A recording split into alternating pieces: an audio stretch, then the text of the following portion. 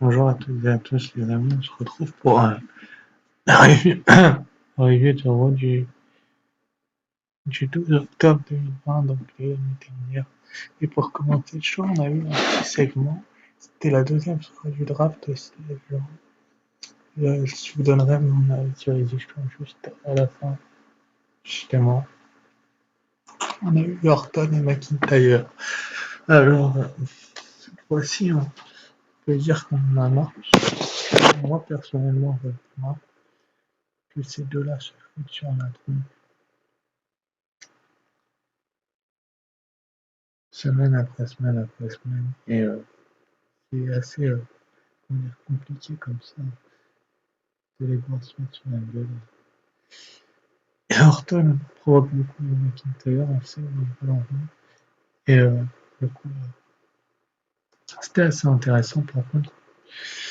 Ce qui m'a dérangé, c'est que Horton, au moment où il a commencé le RKO, il s'est fait interrompre. Il aurait pu laisser finir le haut. Moi, je sais pas si c'était le dernier à continuer à battre depuis un petit moment. Mais après, c'est qu'une analyse. J'ai le droit de pas être d'accord. Moi, personnellement, je suis pas du tout pour que cette rivalité continue. J'espère que la NSA va s'arrêter. Et avec le rap, ça va avoir un petit peu de fraîcheur. Et je pense que ça va être le cas. Espérons qu'il donne le titre à Orton, parce que ça fait quand même 2 fois qu'il se plante, qu'il se fait avoir une fois sur Sam, une fois avec Clash of Champions. Et je suis pas sûr de protéger les pins de McIntyre, donc je le verrai pas perdre du tout. C'est tout ce que j'ai à dire. Ensuite, après, on a eu la suite du draft, et je vous donnerai mon analyse juste après. Sinon, on a eu un match en disqualification entre Aleister Black et Kevin Owens. Donc, match assez intéressant entre ces deux hommes. Donc, Kevin Owens a survécu, ça paraissait logique qu'il survive, qu'il survive à ce match après de longs combats de guerre avec Aleister Black. Franchement, cette guerre-là, beaucoup de gens me disent, enfin, on me dit en tout cas que comment je peux dire ça,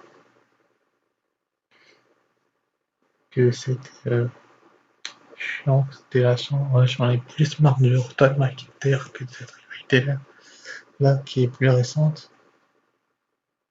Mais bon, c'est comme ça. On va voir les prochaines semaines. Les prochaines semaines, ils nous conduisent à faire ce genre de match.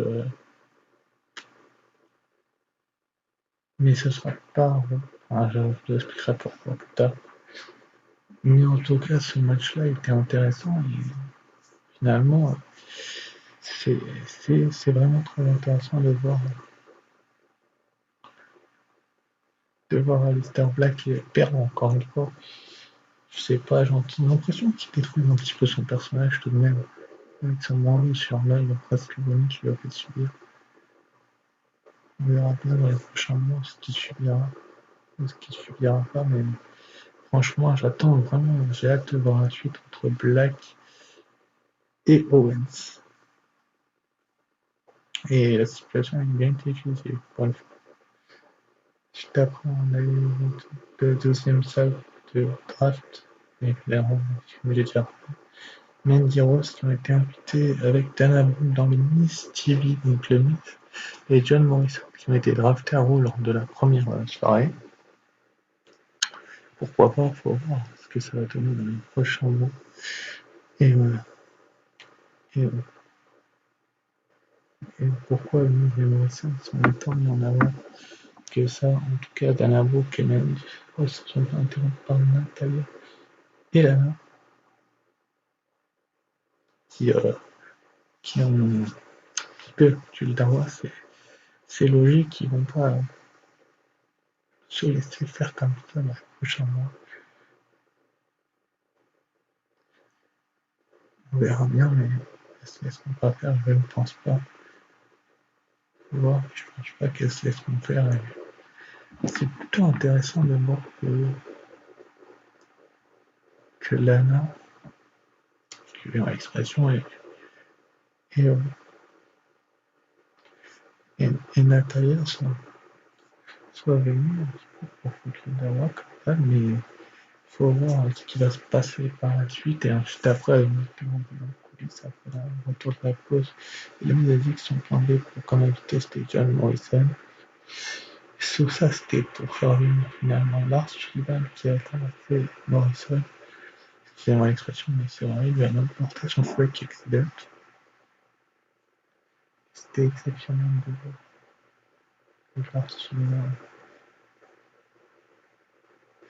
Que Lars Sullivan a détruit Morrison, il détruit tout le monde en ce moment. Et c'est tout ce que j'ai à dire là-dessus.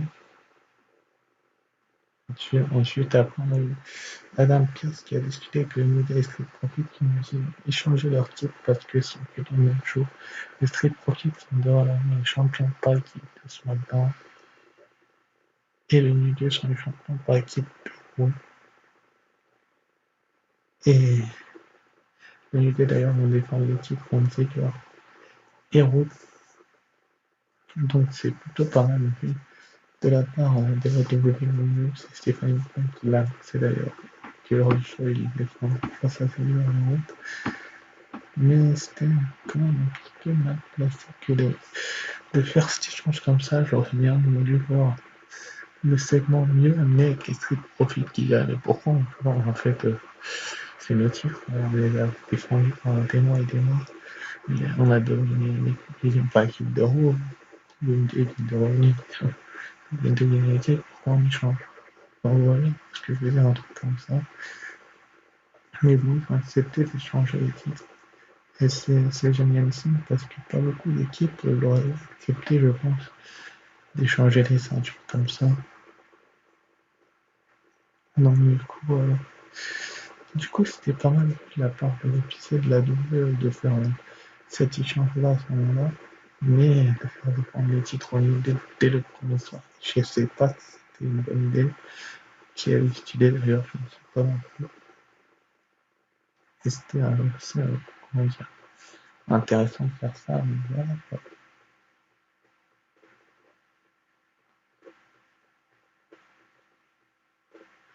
Là, quoi, c'est dommageable et c'est vraiment dommageable. Ça aurait pu être mieux en mieux.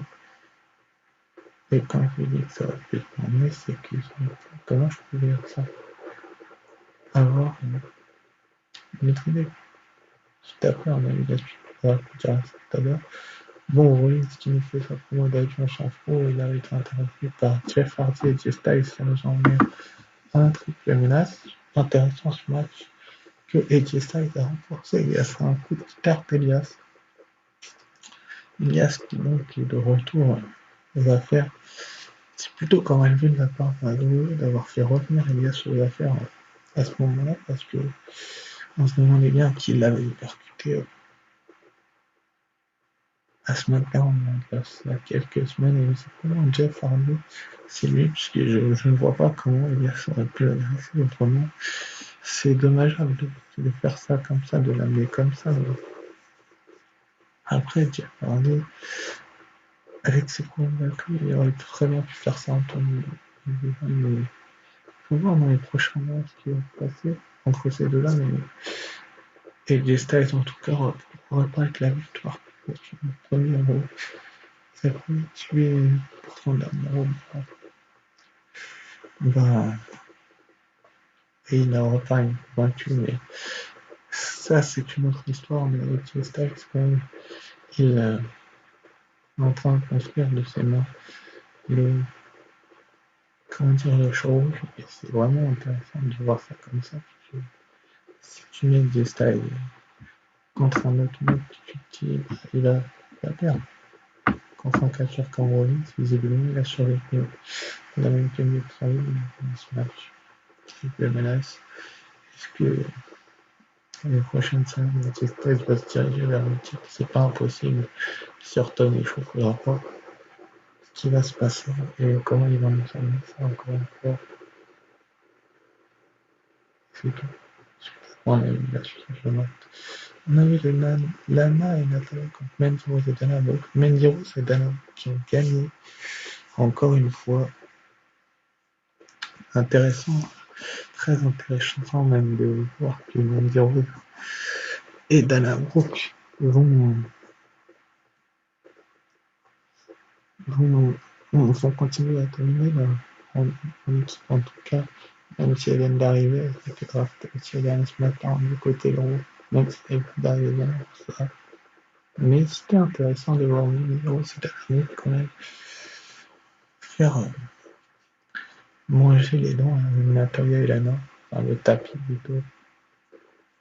C'est dommageable puisqu'ils auraient pu l'amener autrement là aussi. Mais bon, dans un esquivé, on sait tous que ça finit toujours en sucette et que finalement ça a le match. C'est dommage que Rose et Dana Brooke aient gagné. Mais bon, c'est comme ça. Et puis Nathalie, elle n'est pas contente de la performance de Lana. Et elle a dit que ça fonctionne plus et que c'est quand même assez beau. Et là, à un moment donné, Lana, c'est vraiment dommage que Lana soit abandonnée par Natalia. Mais encore une fois, Dana Brooke et Mandy Rose sont bien en valeur. Est-ce qu'elles vont aller chercher équipe par équipe? Ce serait bien. C'est quand même une très bonne idée, même. Mais il faudra voir comment ils vont nous emmener ça. Parce que ça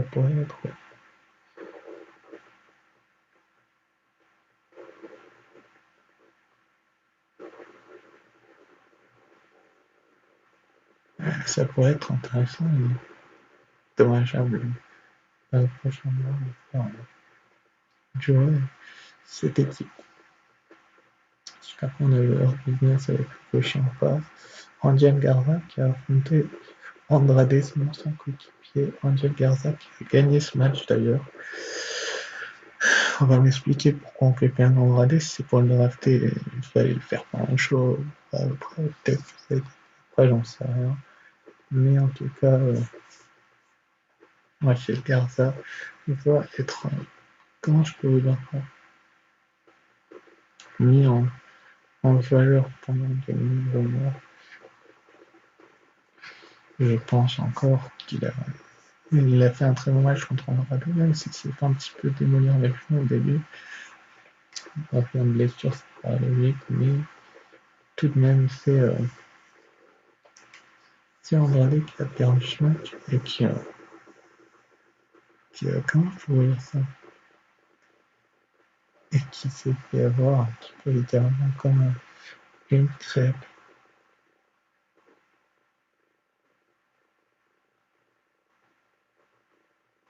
Et c'est vraiment dommageable que le de, comment dire, de mettre terme à cette équipe-là, parce qu'elle était pas mal, l'équipe mexicaine, garde Andrade. Mais ils s'en sont les poules, c'est aussi bien. Mais le fait qu'Angel Garza gagne, ça prouve il protège beaucoup les talents d'NXT, je vais y arriver. Et, c'est peut-être un moyen aussi de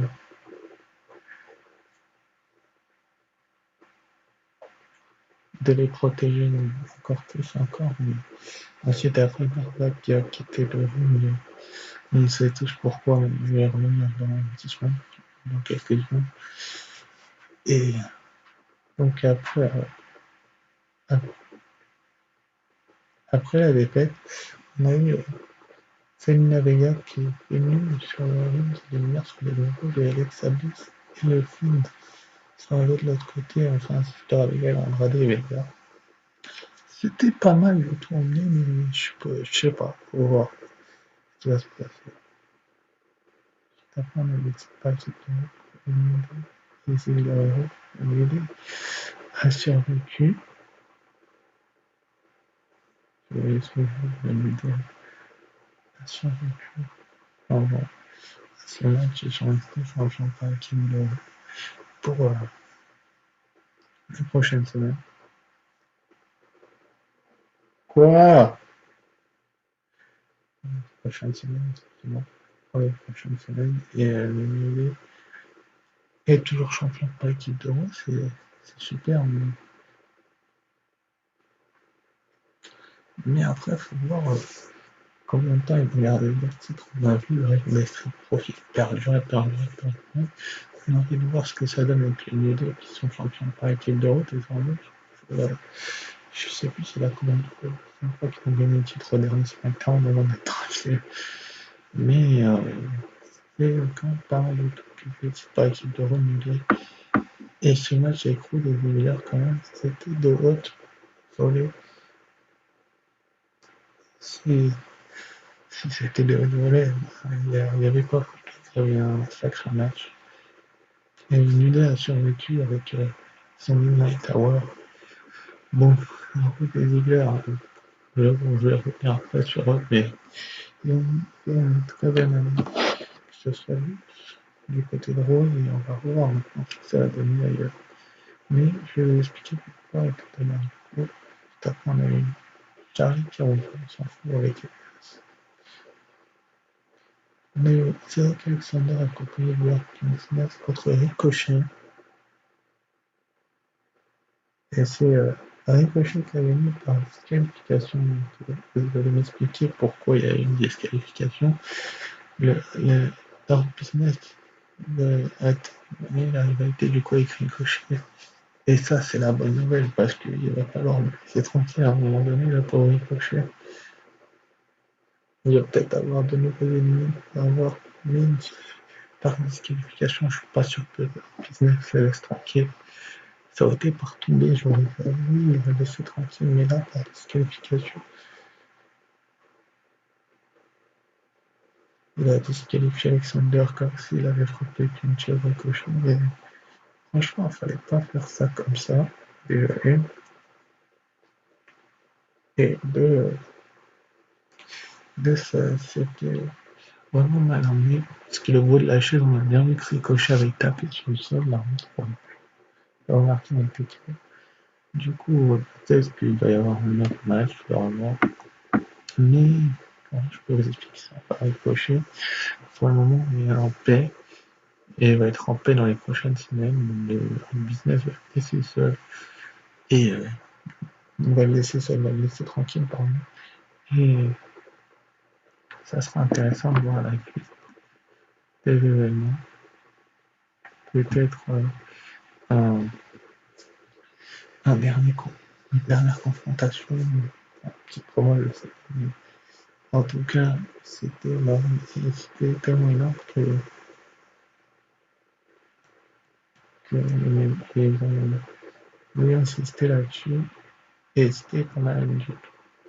Juste après, on a eu fait que la semaine prochaine, Kiss et Braun Strowman vont s'affronter, mais la fin de la saison, ça je passe. Bref, j'en parlerai après. On a eu du coup le main event, donc c'était la Battle Royale pour déterminer l'aspirante numéro 1 au Women's Championship d'Asuka qui la défendra du coup la semaine prochaine. Et c'est Lana qui l'a gagné cette bataille royale. Étrange, j'ai envie de vous dire que Lana ait gagné cette bataille royale en éliminant Natalia qui venait d'éliminer les X-Events. Je crois que c'était le dernier, mais visiblement non. La bataille royale est assez courte, intelligente, mais comment je peux expliquer ça? Je pense qu'ils auraient pu mieux l'emmener. Et quoi qu'ils auraient mieux l'emmener,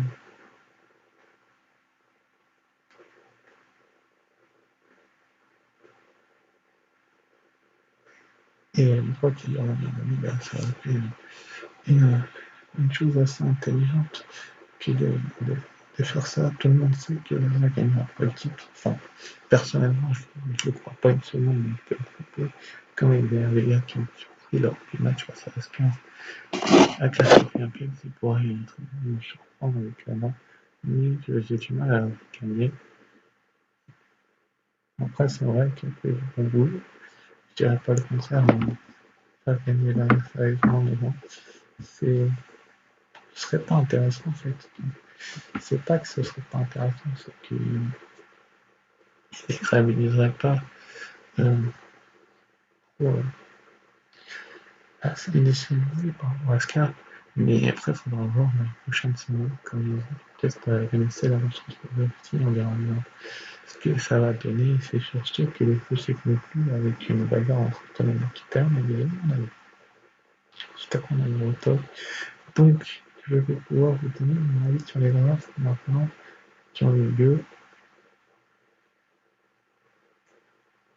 Donc, Drew McIntyre, le premier soir, a été drafté à Fantasca, York Smith, AJ Styles, Naomi, Jack Shayna Baszler, c'est cool. Cocher, c'est cool. Miller, c'est cool. Devant Morrison, c'est cool. Daniel, c'est cool. Dana Brooke, c'est cool. Angie Carter, c'est cool. Marty Perry, c'est cool. Voilà. Déjà, à voir au village, de cœur.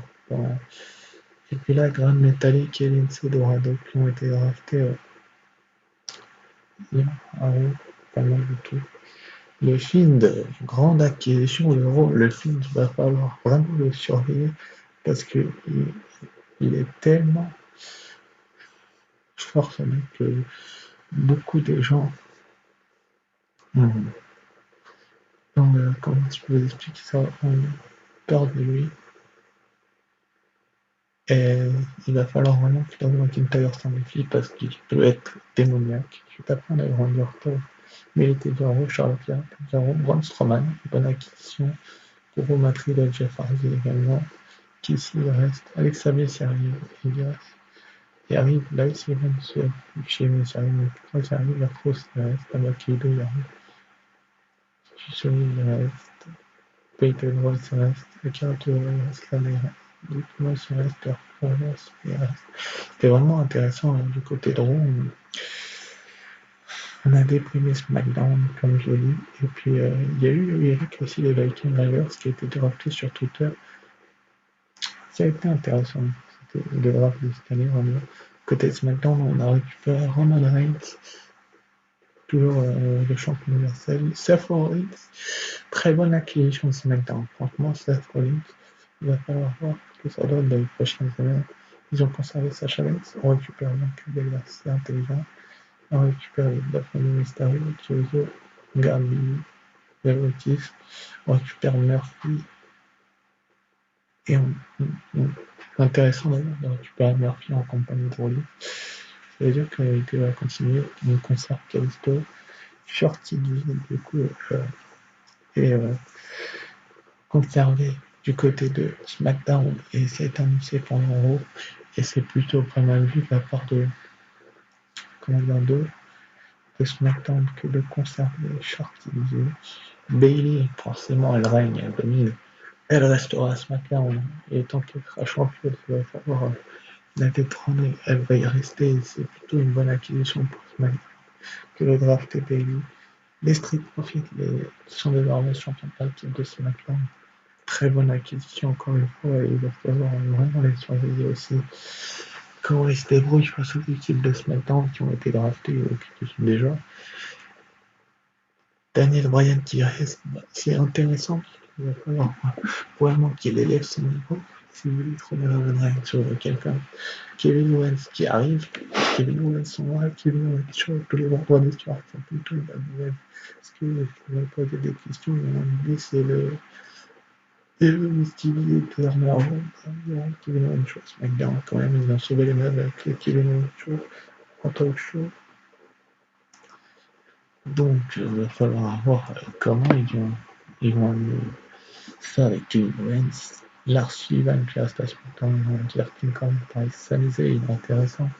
Mais il faudra voir quand même comment ça va se passer. Shinsuke Nakamura et Cesaro qui, qui reste dans les shows bleus. C'est intéressant parce qu'ils étaient anciens champions par équipe de SmackDown qui vont avoir un autre match contre les Street Profits. J'ai adoré celui de la semaine dernière. Même quand ils étaient ils avaient fait la wildcard à Raw et c'était super intéressant. Ce serait pas impossible de Ziggler et Romero, super acquisition encore des Friday Night SmackDown parce qu'ils avaient besoin de gros noms et de Ziggler et Romero sont des noms parfaits. Ensuite, après, comment je peux dire ça? Là, pour le coup, j'ai Superman, peut-être un futur rival de Sami Zayn qui sait, c'est intercontinental. falloir voir. Mais ça pourrait être pas mal, un Apollo Crews Sunny pour le titre intercontinental dans les prochaines semaines, voire les prochains mois.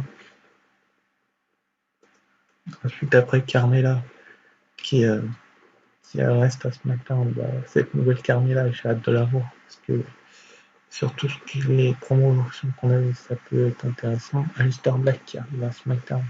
La combinaison avec Kevin Owens, ça peut être pas mal du tout. Natalia qui arrive à SmackDown, intéressant, parce que Bayley, quand même, avait pas grand monde comme rival. Natalia peut être une rival coriace, elle est une ancienne championne de SmackDown, c'était il y a 2-3 ans, c'était il y a 2-3 ans. Elle avait détruit Naomi, c'est ça, à SummerSlam 2017, donc faut voir Liv Morgan et le Riot Squad super vidé, parce qu'ils ont eu leur chance, ils sont pas l'équipe d'Euro et Film. Donc, elles vont peut-être élever la division par équipe de SmackDown, donc défier Bayley à tour de rôle, faudra voir. Et puis enfin, pour finir, on a eu Billie Kay, c'est pas mal aussi ça. Pour la division féminine de SmackDown, on va pouvoir voir, c'est pareil. Tamina qui reste à SmackDown, et Zelina Vega qui arrive à SmackDown. Donc c'est pas mal du tout du côté SmackDown aussi. Pour moi, elle fait des meilleurs choix, mais le choix est plus long. Et puis les plus grandes acquisitions de rouge sont intéressantes.